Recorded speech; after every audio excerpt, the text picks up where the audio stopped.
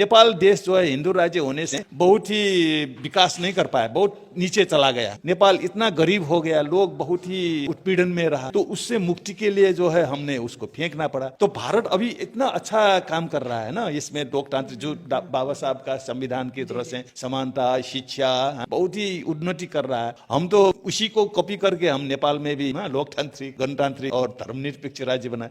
इतना अच्छा संविधान को छोड़कर वो लोग हिंदू राष्ट्र करके इंडिया को क्या फायदा होगा, मेरा प्रश्न है। वो तो इंडिया को डूबेगा, डूब लेगा, इंडिया टुकड़ा टुकड़ा हो जाएगा। मेरे हिसाब से इंडिया इंडिया नहीं रहेगा, क्योंकि इतना वो आंतरिक कलह भी होगा। हिंदू राष्ट्र बनाया था थोड़े 50 वर्ष करीब करीब, हम लोग उसका हमने दुख ले लिया, तो उसने बहुत ही लोगों में जो है विभाजन निर्माण किया। तो हमने उसको जो है विरोध करके जन युद्ध करके उसको फेंक दिया था, हिंदू राज्य और हिंदू राजा भी फेंक दिया था। क्योंकि हिंदू राज्य के पास एक राजा भी आता है, तो हिंदू राज्य सिर्फ हिंदू राज्य नहीं होता, राजा होना चाहिए। तो आप भारत में फिर नया राजा क्रिएट करेंगे क्या? राजा बिना हिंदू राष्ट्र नहीं होता है। जाति व्यवस्था के बिना भी हिंदू नहीं, जाति व्यवस्था के बिना भी। तो हम लोगों ने वो हिंदू राज्य कहते थे उसको फेंक दिया। इसको फेंकने के लिए राजा को भी फेंकना पड़ा, और जाति व्यवस्था को भी हम लोग जो है फेंक रहे हैं। तो भारत जो है उल्टी दिशा में जा रहा है, क्योंकि उससे मुक्ति होने के लिए हम लोगों ने वहां जो है एक युद्ध करना पड़ा, 17,000 लोग भी मर गए। अब यहाँ जो है फिर हिंदू राष्ट्र, मुझे ताजुब लग रहा है कि अगर भारत हिंदू राष्ट्र चला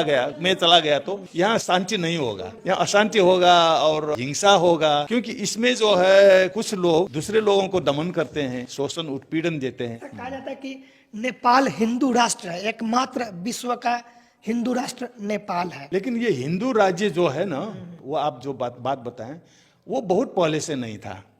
पहले लिच्छवी काल में तो वो बौद्ध राज्य था, तो फिर इसके बाद 300 वर्ष का जो है एक ठकुरी काल है, वो भी बौद्ध राष्ट्र था।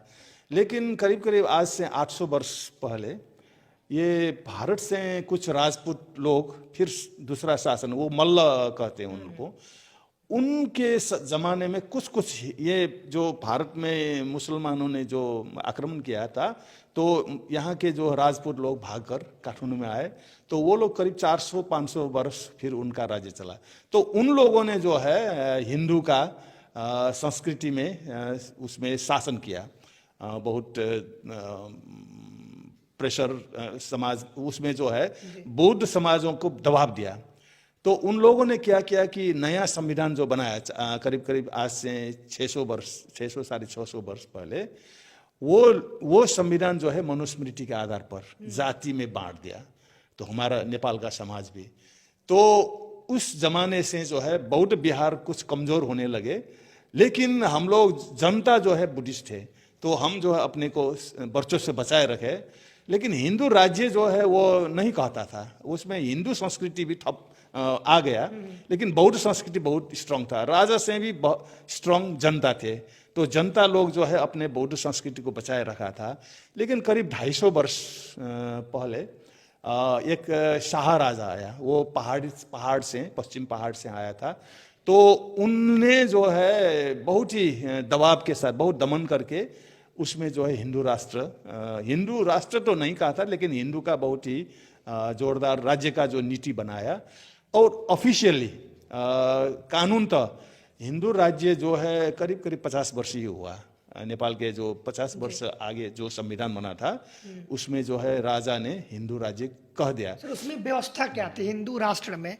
समाज की व्यवस्था और राष्ट्र की व्यवस्था कैसी चल रही? वो हिंदू राष्ट्र संविधान में तो कहा, लेकिन वो राजा और शासन में जो शासन करते थे, सिर्फ वो लोग जो है शासन में थे, जैसे ब्राह्मण और ये जो शाह जो है राजपूत क्षेत्रीय, इन लोग जो है वो हिंदू मनुस्मृति के आधार पर वो शासन का अधिकार उन लोगों ने था। लेकिन जनता जो है वहाँ अधिकांश जनता बुद्धिस्ट ही थे। तो वहाँ क्या था कि जनता जो है शासन से ज्यादा प्रभावी नहीं थे, वो आत्मनिर्भर समाज थे। इसलिए राजा लोग आते हैं जाते हैं और अपना वो करते हैं। लेकिन क्या हुआ कि ये जो शाह राजा हुआ 250 वर्ष पहले, तो करीब करीब 150 वर्ष पहले वहाँ कुछ ये फिर ये हिंदू मनुस्मृति के आधार पर जो शासन चला है, तो उसने जो है जो मैंने कहा ना काठमांडू में 500 बुद्ध विहार थे, वो बुद्ध विहार जो है ये लिच्छवी काल में जो व्यवस्थापन हुआ, संस्कृति विकास हुआ, उसमें जमीन था, तो जमीन से जो अनाज आते थे उससे बिहार संचालन होता था। तो ये जो 150 वर्ष पहले वो राणा शासन कहते हैं, उन लोगों ने वो जमीन भी छीन लिया, बिहारों का जमीन छीन लेने के बाद। लेकिन क्या हुआ कि अब 150 वर्ष पहले का जो था वो नेपाल में उसमें वो हिंदू करीब करीब वो शासन चला। लेकिन हम लोगों ने जो करीब 30 वर्ष पहले हमने क्रांति शुरू कर दिया, जनता ने। तो 30 वर्ष पहले जो है बहुदल, ये लोकतांत्रिक व्यवस्था शुरू हुआ, लेकिन राजा भी थे, इतना स्ट्रांग तो नहीं थे। अच्छा सर, ये जो हिंदू राष्ट्र कहा जा रहा है, इसमें जो शासन व्यवस्था में लोग थे सिर्फ वहीं पर हिंदू थे, और हिंदू कहने का मतलब कुछ, हिंदू कहने का मतलब जो है कुछ ब्राह्मण और ये क्षेत्री जो है, वो क्षेत्री नहीं था, उसको क्षेत्री बनाया ब्राह्मणों ने। वो करीब करीब नेपाल में 16-17% जनसंख्या है। वो उन लोग समझते थे कि उसके हाथ में शासन है। लेकिन अब जो है नेपाल में राजनीतिक परिवर्तन हुआ, 15-17 वर्ष आगे वहाँ एक लड़ाई, जनयुद्ध हुआ था जनता और शासन के बीच। उसमें सशस्त्र युद्ध हुआ, हिंसा, करीब करीब 17,000 लोग मारे गए दोनों तरफ से। तो राजा अपदस्थ हुआ। अब राजा जो है वहाँ नहीं है, अब हिंदू राजा जो कहते थे, हिंदू राज्य थे। हमने जो है 7 वर्ष पहले नया संविधान जो बनाया था, वो इंडिया का जो बाबा साहब ने बनाया संविधान है, उसी से जो है बहुत ले लिए हैं हमने। उसमें जो है जातीय व्यवस्था, सामाजिक व्यवस्था सब उसमें से ले लिए। और अब जो है वो गणतांत्रिक मुल्क है, राजा जो है अब नहीं है।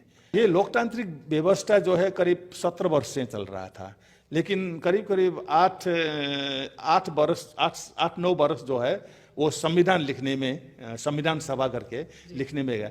उसी में राजतंत्र भी चला गया था, वो धर्मनिरपेक्ष भी हो गया था। धर्मनिरपेक्ष होने से हिंदू राज्य भी नहीं रहा। क्योंकि बहुसंख्यक जनता जो है बुद्धिस्ट है नेपाल में। वो सरकारी तथ्यांक में तो वो लोग मिथ्यांक है, वो उसमें जो है 10% बुद्धिस्ट दिखाते हैं और 80% हिंदू दिखाते हैं, लेकिन वो गलत है। वहाँ हिंदू कितना है कि सिर्फ ब्राह्मण ही हिंदू है वहाँ। जो क्षत्रिय लोग कहते हैं, राजपूत लोग, वो अब जो है अभी जो 5-10 वर्ष हो गया, तो उन लोगों के जान लिया कि वो क्षेत्रीय राजपूत नहीं है, वो भी आदिवासी है। वहाँ खस कहते हैं, खस जो पश्चिमी पहाड़ पर है, वो लोगों को क्षेत्रीय बनाया गया था। लेकिन अब लोग अब जान गए कि ये ब्राह्मणों का षड्यंत्र है, तो वो लोग कह रहे हम क्षेत्रीय नहीं है, हम हिंदू भी नहीं है। वो लोग जो है उसका इतिहास में वो बौद्ध थे। वो जो है उनका ये खस साम्राज्य जो था वो बौद्ध साम्राज्य था, क्योंकि अभी भी वहाँ पुरातात्विक अवशेष सब बौद्ध हैं उन लोगों के। नेपाल में जो ब्राह्मण जो है भारत से आए हुए हैं, वो 500 वर्ष से आगे नहीं था। नेपाल में ब्राह्मण नहीं थे, सिर्फ 500, करीब करीब 500 वर्ष हो गया। तो नेपाल में ब्राह्मण नहीं थे। अभी भी काठमांडू में जो वहाँ का मौलिक समाज है, वहाँ ब्राह्मण नहीं है।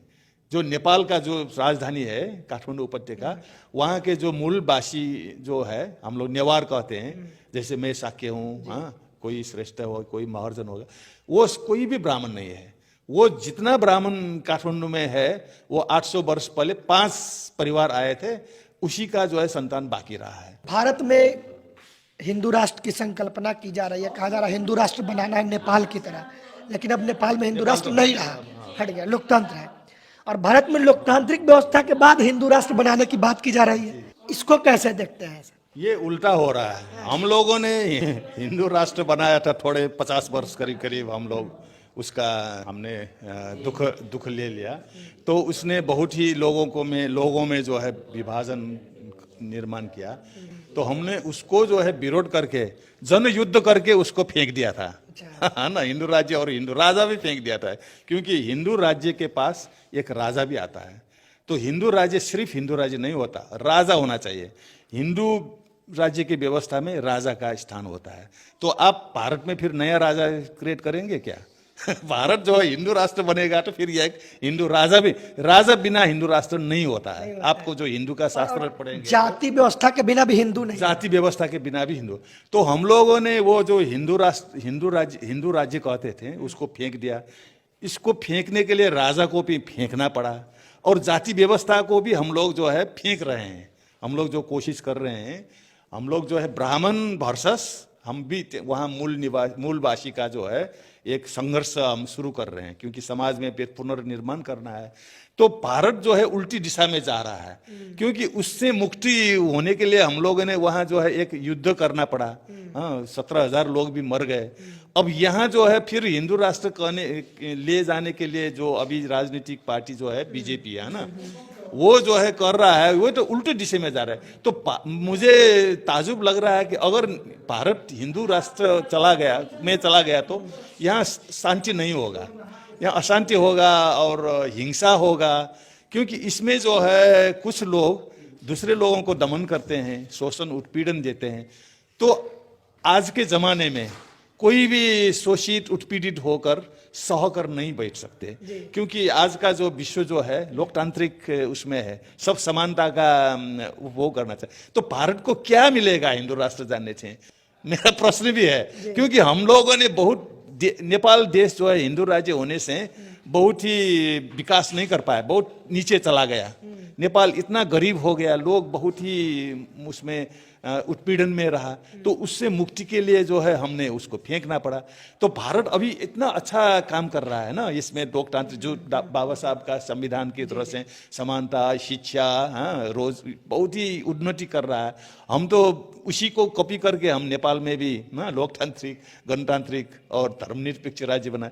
लेकिन अभी ये जो 60-70 वर्ष से जो है ना नया संविधान जो ब्रिटिश राज जाने के बाद इतना अच्छा संविधान को छोड़कर वो लोग हिंदू राष्ट्र करके इंडिया को क्या फायदा होगा, मेरा प्रश्न है। वो तो इंडिया को डूब लेगा, इंडिया टुकड़ा टुकड़ा हो जाएगा। मेरे हिसाब से इंडिया नहीं रहेगा, क्योंकि इतना वो आंतरिक कलह भी होगा।